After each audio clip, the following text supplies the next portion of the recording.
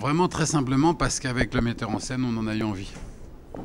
Il n'y a pas eu de... C'est aussi simple que ça, c'est-à-dire que on a échangé sur cette histoire. Miguel s'est mis à l'écriture, il m'a envoyé le scénario, j'ai écrit les dialogues et le projet est né aussi simplement que ça.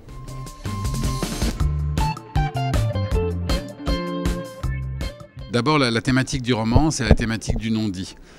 Mais c'est aussi le thème de la seconde chance. C'est-à-dire que Julia, l'héroïne de la série, va finalement faire 3 voyages dans un espace de temps assez limité. Elle va avoir 6 jours pour partager avec son père tous les non-dits de son enfance. Et finalement finir par comprendre qui est vraiment son père. Et peut-être que aussi pour Michel, c'est l'occasion de comprendre quelle est la femme qui est devenue sa petite fille.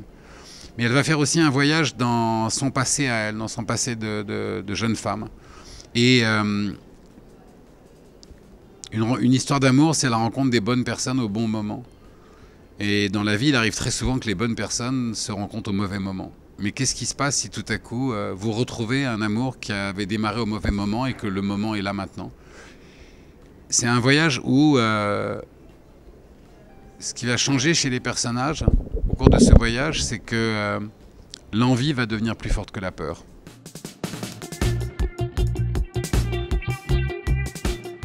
L'idée, elle est née il y a très longtemps. J'étais dans la voiture de ma mère, maman conduisait, et j'étais au téléphone avec mon petit garçon, qui à l'époque avait 8 ou 9 ans. Et en raccrochant, je lui ai dit quelque chose de très banal pour moi. Je lui ai dit bah, écoute, à tout à l'heure mon chéri, je t'aime. Et puis j'ai raccroché.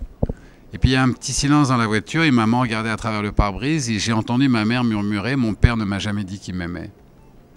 Et je me suis retourné vers ma mère et je l'ai observé. Et mon grand-père était mort depuis des décennies. Et j'ai vu que cette plaie, cette souffrance-là, cette cicatrice ne s'était jamais refermée. Et j'ai trouvé que c'était un thème passionnant parce que finalement, dire je t'aime, c'est ce qu'il y a de plus évident et c'est ce qu'il y a de plus dur au monde. Et c'est très très vrai dans la relation qu'on a avec nos parents, mais aussi dans nos vies sentimentales. Combien de gens a-t-on croisé dans notre vie qu'on a vraiment aimé, on n'a jamais eu le courage, enfin on n'a jamais eu la force de leur dire, ou le moment, ou l'opportunité de le leur dire.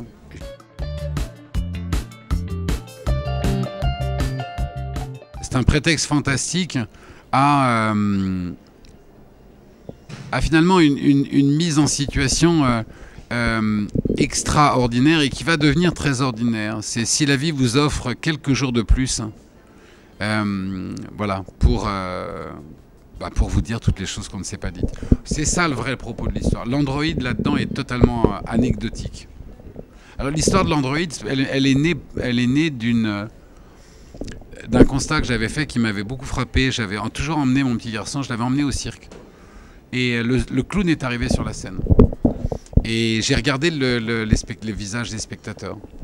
Et ce qui me fascinait, c'est que les adultes entraient dans la mécanique du clown. Et puis mon visage est revenu vers le clown et je me suis dit, ce qui est incroyable, c'est que derrière ce masque du clown, il y a un homme et personne ne voit l'homme. Quand on est devant le clown, d'ailleurs on l'appelle le clown, on ne voit que le masque. Et voilà un homme qui se donne en spectacle et qui ne sera jamais vu. Et c'est comme ça qu'est née l'idée de l'androïde. Parce que finalement, c'est un père qui revient dans la vie de sa fille avec ce masque du clown, cette situation incongrue, mais ce masque qui va tout à coup les libérer l'un et l'autre de la pudeur. Comme si le danger n'était plus là.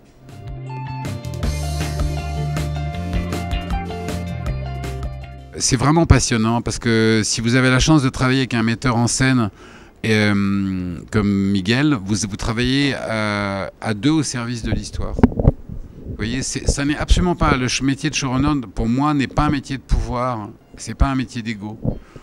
C'est un métier de serviteur. Et le Seigneur, c'est l'histoire. Donc c'est un métier de réflexion, de création, de coordination, de remise en question permanente. C'est un métier qui vous permet d'être au contact de chaque part de la production, chaque problème voyez, vous revient. C'est un métier où il faut trouver des solutions. C'est un métier où il faut... Alors, j'imagine que si vous vivez une expérience à contre-courant, ça doit être le pire des métiers. Mais si vous vivez une expérience comme j'ai eu la chance de la vivre, avec une équipe où tout le monde avance dans le sens du courant et où il y avait cette ambiance, cette osmose, alors c'est formidable parce que vous êtes de facto au service de gens que vous aimez tout de suite, hein, et au service des personnages, au service des acteurs, au service de l'histoire. C'est vraiment un passionnant.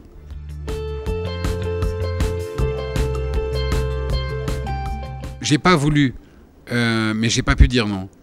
Et vous allez voir, ça relève peut-être de la schizophrénie. Mais le metteur en scène me dit, tu sais, tu devrais jouer le meilleur ami de Julia. Et à quel moment dans votre vie, et dans une vie d'écrivain, vous avez la possibilité d'incarner, d'entrer dans les pages de votre propre roman?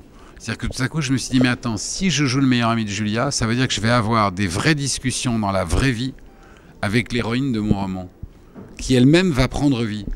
Et j'ai eu l'impression que tout à coup, quelqu'un, vous voyez, c'est comme quand le lapin dit à Alice, bah, viens de l'autre côté du miroir. Et j'ai eu l'impression que je passais à côté de l'autre côté du miroir et que j'allais entrer, et ça, j'ai pas pu résister.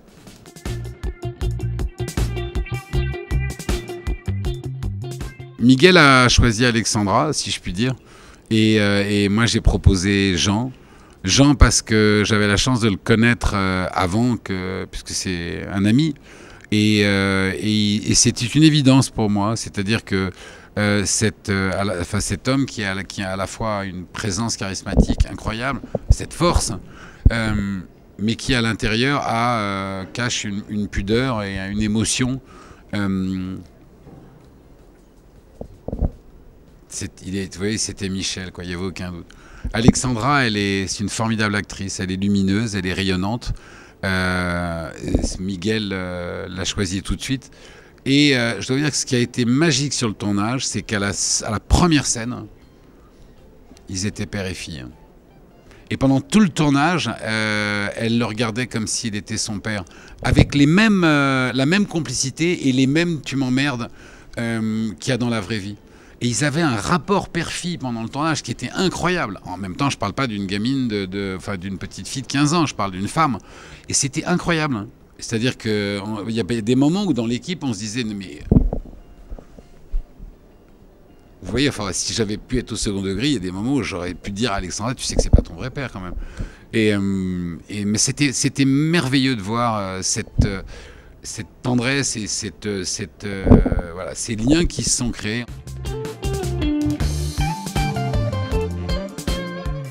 C'est une adaptation où on retrouve dans la série les personnages du roman, pas l'histoire. Vous pouvez changer l'histoire, vous pouvez changer sa chronologie, vous pouvez changer les décors, ça n'a aucune importance. D'ailleurs non, c'est pas une vraie bonne réponse, parce que vous m'avez dit réussi, vous m'avez pas dit fidèle, excusez-moi, donc je vais reprendre ma réponse. Une adaptation réussie, bah, c'est une série qu'on a envie de regarder du début jusqu'à la fin.